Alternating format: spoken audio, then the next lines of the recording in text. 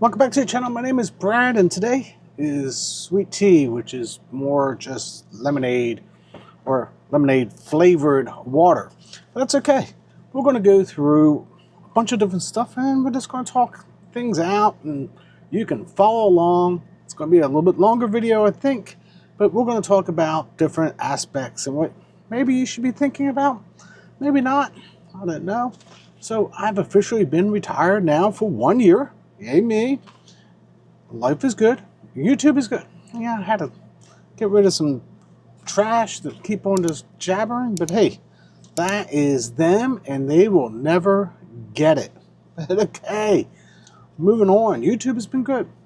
Now, let's talk about investing funds and where things are going. So Brad has all this allocation to like preferred stocks and business development companies and CLOs, and that's just paying me just fine. And it's more of a fixed income, more or less, for retirement. Remember, I'm in retirement, not trying to get to retirement. Two different aspects. And if I was younger, I would have totally different game. Totally different game. But I'm older. And when you're older, you got to look at things differently, because sometimes it's about preserving wealth than making wealth. Because I already got wealth. Now I just need to make it last for the next 40 years. That is the game. Now, there's all these new tools coming out. And we're just going to talk about some of these new tools and putting new tools in your toolbox. Gosh, the toolbox, it's getting full. And sometimes you got to take old tools out and put new tools in. I think the analogy I came up with the other day was, all right, you got a guy with the chisel and a hammer, and he's sitting there chiseling away. Then the next guy shows up, and he's got a rock drill, and he's going at it. Next one comes up, he's got a jackhammer. And you can see how technology changes over time. Things have changed over time, and things are changing quickly. Very quickly. That's something to be aware of, especially as you get older. You get set in your ways, you get a little bit grumpier, but anyway, things are changing very quickly. Let's talk about the ETF world. So YieldMax came out with their single ETFs. They were first to the market. It's the one on Tesla, right? Whatever, Tesla. It went up and down. They did a reverse split. It's got all kinds of bad names. It's a highly volatile. They write close. I mean, it is what it is. But at the end of the day, they were the first to bring it out for those income investors. Put a little more risk on so you don't have to have as much assets invested to get a little more yield. Now, I still say you should live on 8%. And if you do singles, maybe you can take 10, maybe a little bit more, or you can reallocate. Depends on your situation and what you need the money for, not what I need the money for. I need the money for retirement. Maybe you're paying down leverage. I mean, Jonathan Kwan, ambassador of Kwan, I mean, he's using it to pay off his car. I mean, that's an interesting proposition. Some people are using it to run a business, which is really good. Talk to your attorney and CPA, and maybe you could run this as a business, as an income. Very good information out there if you're thinking about it, other than, oh, I'm just going to retire. Anyway, so YieldMax came out with those funds. Now, obviously, I don't invest in that thing called Alti. Just can't do it with my risk tolerance. I'm a little more conservative. Maybe you can. Maybe you're all in. Maybe you've got $1 million in the Alti. I came up with that, say, 480,000, living like a gangster. I don't know. Each their own. I'm more into the AI world because I think that's where things are going. But we're going to get to that later on. So YieldMax, and they've changed. I mean, they came out with GPTY. They came out with Soxy and Biggie. They really have changed some of the aspects of what they're trying to do. Target percentages, 12% on assets that can produce that. Well, that might be something for you. Now, you go to Roundhill. That's the next one. They're a player in this world, right? So you got Round Hill with theirs. Now, XDTE, QDTE, and RDTE, I've been hard about it. And let's face it, I got into them, started looking at them, got uncomfortable when they said, oh, we're going to roll and not pay you out the gains of the roll. But then at the end of the year, they had mark to market and they paid you out those gains anyway. And now they came out and rolled their first quarters. And guess what? They didn't roll without capturing the gains. And that's what they've been paying you out. And they've been not overpaying, but paying out the gains of the rolls. So I just click this. That is the point of, in that particular fund, that it really did matter on holding the underlyings. It makes the difference in the world. But that's revolution number 2. I mean, things are changing over time. Now, does it affect their total returns? Not at all. Not one single bit. It does not affect total returns. It just doesn't make the chart look pretty. That's all. That's all I can say about it. It doesn't make the chart look pretty. Then Round Hill comes out with XPay. Another, they're thinking out of the box. XPay overpays. They pay 20%. You're betting that the market's going to go up 20% every single year. If it doesn't go up, the chart, again, doesn't look so pretty. That's just the way that it works. They're not selling calls. They're not doing anything else. I really like that thought process. They actually were stumbling onto something that is very interesting. Personal opinion. That was revolution number 2. We went XDTE to XPay. That was number 2. Now they've come out with weekly single payers, right? Yeah, that's their NVAW. Single week payer, and they're putting a little bit of leverage to it, and they're paying you the IV, approximate IV, depending if the price is going up or the price is going down. Now, it does use swaps, but you know what? It's third-party risk, but at the end of the day, that's for them to manage, not for me to manage, and I still sleep well. Now that I've seen how Round Hill actually operates, and they're doing okay. They actually do okay, just that if you want something, I don't know, we're just going to leave them alone. So Round Hill came out with those. Interesting, because I'm investing in Round Hill. Oh, Brad's investing in Round Hill. Stop the train. That's funny. Different tools. It's a different tool in your toolbox because it's uncapped.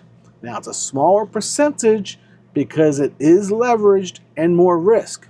Again, if I was younger, I might take more risk. If I'm older, I might take less risk. And that is totally up to you. Now, personally, and this is just something out there for fund managers actually watching this, Round Hill's methodology with a little bit of leverage, but instead of putting leverage onto a single stock ticker, can't we get something on QQQ? I don't know, 1.2, 1.25, pay out just the IV uncapped? That is a retiree's dream. Now you don't have to worry about cover calls capping you all the time. And that's the problem with covered calls. They cap you, and they cap those gains going up. Covered calls are great for other aspects, and collars and everything else, great. But I'm just looking for income. Pay me the IV, percentage goes up, percentage goes down.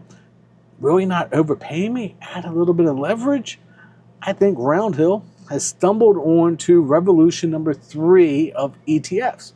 Just that wish, personally, they come out with one on the Qs and we'd all be a little bit happier. Take a little less risk off. Now, I also think that you should be combining this with one of the other funds, QQQI.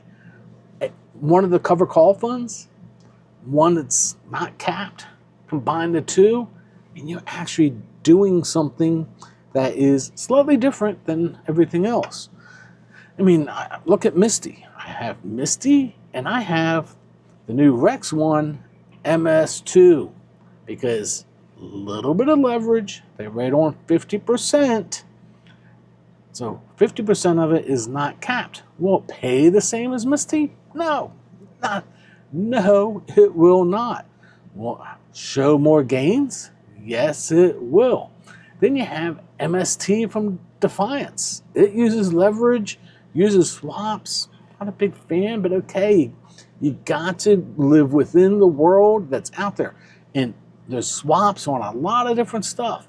You just have to understand what they're actually trying to do with those swaps.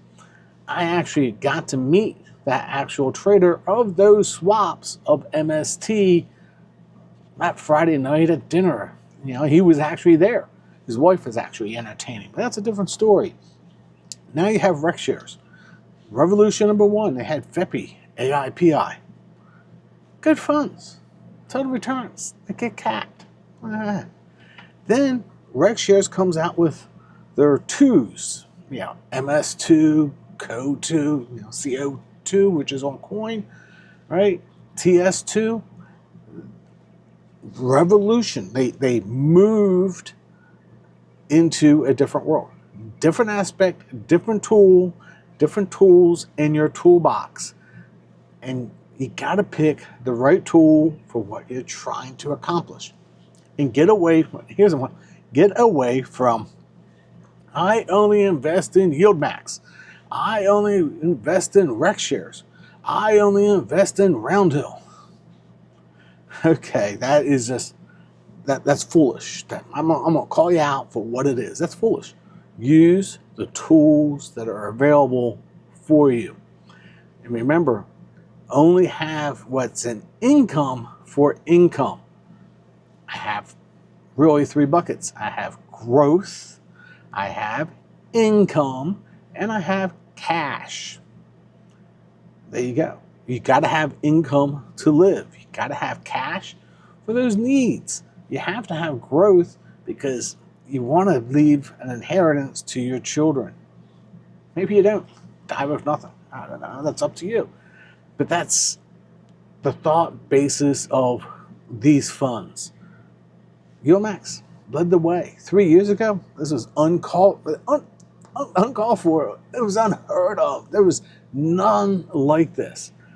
Now, they've had the revolution. They've moved to the Alti in the Alti style with Chippy and GPT-Y. And I like those alternatives. I do. And then you got Roundhill moving to theirs being uncapped, but it has a little more risk. But hey, putting a few $1,000s in there to match it against one of the other funds really makes a whole lot of sense. I mean, I took the NV2, which is from Rex shares, which is a little bit of leverage, 50% calls, does very good. You add that with the NVAW, and now you got something to talk about. And that gets you in, gosh, I'm not even going to edit this. That gets you into AI. So here's the AI, guys. All right. So right now we're living on large language models. I posted something about this, and I'm going to leave the article down below to AI 2027. Now you have AGI. They're saying that AGI is coming. You have ASI. ASI changes the world. Right? Beam me up, Scotty. The guy that comes out with beam me up, Scotty, well, he wins. Right? And then you have Tesla. Right? So everybody thinks of Tesla as a car company. They're a lot more than a car company. That's why I have that little TS2 and I have the curves. I didn't even write down the curves on the list. But Curve is doing something different, and they changed February or so that they're doing something different, and they're coming on the channel, and we'll discuss what they're trying to do, what they're trying to accomplish with their funds, and how they're actually doing things differently, because they evolved. They moved beyond how really Neos was doing it, and they were doing on singles. They've evolved themselves, so they're really Curve 2.0. So keep that in mind, that you got all these different funds with all these different tools that you should be utilizing for income. I still believe you should have business development companies and preferred stocks and CLOs, and let's not forget about Bitcoin. And somebody said something about my Bitcoin. Well, you have Bitcoin exposure already, and now you have IBIT uncapped. You don't need that. Who are you to tell me what I need in my account? I don't really care what you think. Personally, I have IBIT because it's uncapped. And then you see Bitcoin take that big run up, and I'm like, there you go, buddy. There you go. That's why I have IBIT, because it was uncapped. And I got all those gains. And my kids are going to love me. Well, kid is going to love me because she's going to get that inheritance of that IBIT one day as it increases in price. That's the way that it is.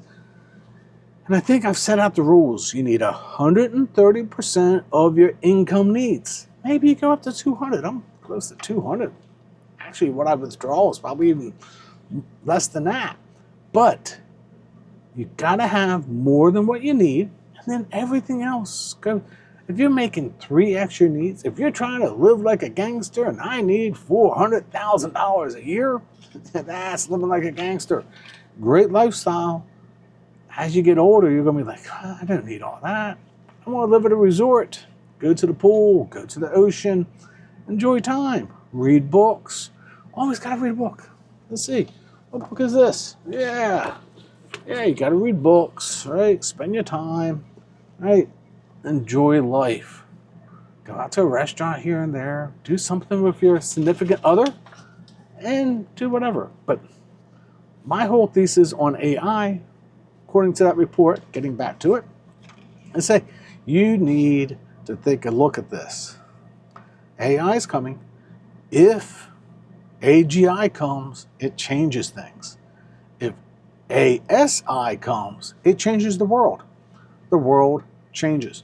So that is my thesis of why I am getting more and more into the AI. And FEPI and AIPI was the original way to getting into it.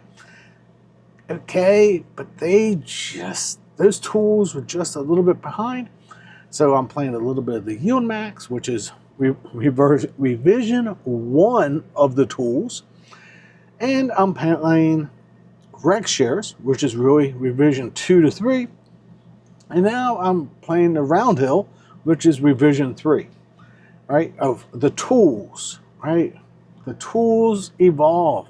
You have to evolve as an investor, and you should be evolving as an investor. Now, hey, maybe you just want to have QQQI and chill. Fine, that's great. That is going to preserve wealth. It will. It is going to preserve wealth. Maybe you have SPY-I. And I just look at that going, at the end of the day, 10 companies in the last 30 years produced 47% of all the wealth. So why do you not just have 10 companies or 20 companies or 40 companies? I have my list. I've shared it. Those are where I think things are going over the next 5 years. And I'm just going to try to build out a little more income off of those and invest some of it into Chippy and GPTY, because that is going to be chip manufacturers and AI, and that is what is coming, like it or not. I mean, Microsoft is integrating this right now into their tools. 2 to 3 years, it's going to be evolving with Microsoft. And you might as well have a little bit of Microsoft, either through SPY or directly through maybe one of the Roundhill funds or through a Yield Max fund, or maybe you split it between the two, because it's all about your goals and how you want to invest. And hey, maybe you take some of that income and run it like a business and invest it in something else. Maybe this is how you get your QQQQI, 3 Qs, up a little bit more. Instead of taking 8%, maybe you have some of this and you put it in there And now you're taking 10, 12% off of QQQI and literally changing your life and having life income as you get older. I'm not telling you what to do, not financial advice or any other advice. Just something for you to think about, and hopefully you enjoy this Sunday. So until next time, God bless.